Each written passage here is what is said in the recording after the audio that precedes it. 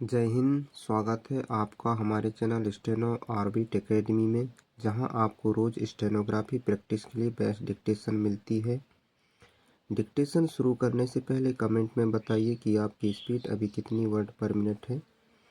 आज हम करने वाले हैं 80 शब्द प्रति minute Hindi stenography dictation test. तो पेन और नोटबुक रेडी कर लीजिए। अगर आप हिंदी स्टेनोग्राफर की तैयारी कर रहे हैं तो आज की यह डिक्टेशन आपके एग्ज़ाम के लिए बहुत इम्पोर्टेंट है। चलिए डिक्टेशन 5 सेकंड बाद स्टार्ट करते हैं।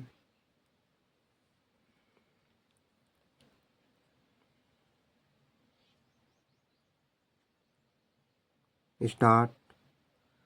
सभापति महोदय, यहाँ आए दिन भाषण तैयार किए जाते हैं। वे यहाँ पर पेश होते हैं। उन पर धन्यवाद के प्रस्ताव पेश होते हैं और पास होते हैं, परंतु हम अपने देश की सेवा तब तक नहीं कर सकते जब तक कोई ठोस काम नहीं करते। जब तक हम अपने हालात के मुताबिक काम शुरू नहीं करते, तब तक हमारी दशा में सुधार नहीं हो सकता। इस सदन में शिक्षा के बारे में कई बार कहा कि शिक्षा की पद्धति जो हमारे देश की है वह हमें अंधेरे की ओर ले जा रही है। वह शिक्षा जिसके द्वारा इस देश ने संसार भर में गौरव प्राप्त किया था, वह शिक्षा जिसके द्वारा संसार ने हमें गुरु माना था, वह आध्यात्मिक शिक्षा जिसके द्वारा हमारा संसार लोहा मानता था, उसे हम त्याग रहे हैं और अब हम दूसरी शिक्षा की तरफ जा रहे हैं। हमारे बच्चे अपने इतिहास को छोड़कर दूसरे मुल्कों के जापान, अमेरिका आदि के इतिहास को पढ़ने में रुचि लेते हैं। हम अपनी चीज़ों को छोड़कर पश्चिम की नकल कर रहे हैं। मैं विश्वास नहीं कर सकता हूँ कि जिस रास्ते पर हम चल रहे हैं वह हमें कहाँ पर ले जाए।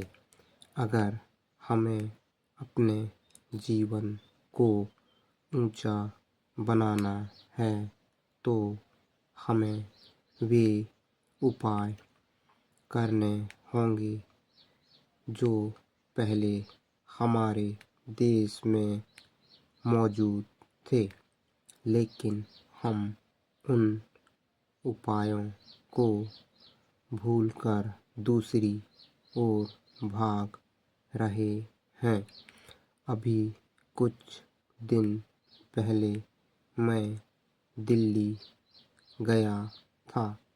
मेरे दोस्त ने बहुत ही आश्चर्य में कहा था कि एक फ्रांस के विद्वान दिल्ली में आए थे। उन्होंने किसी जनसभा में भाषण दिया और शुद्ध हिंदी में भाषण दिया। मैंने बड़े गौर के साथ जाकर उनका धन्यवाद किया।